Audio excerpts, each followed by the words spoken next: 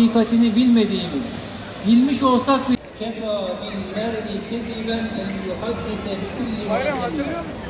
Kişiye her duyduğunu, her işittiğini konuşması yalan olarak yeter. Kasıtlı olarak yalan söylemesi gerekmiyor.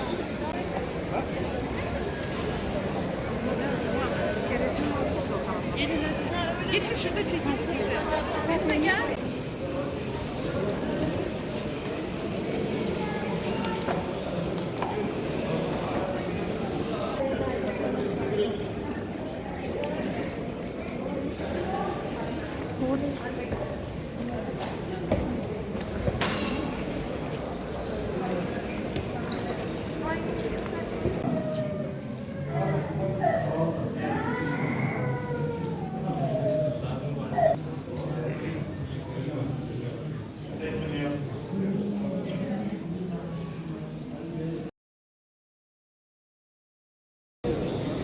Seni çektin mi?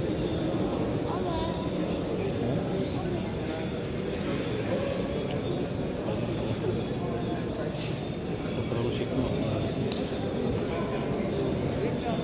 Güzel değil mi? Tamam.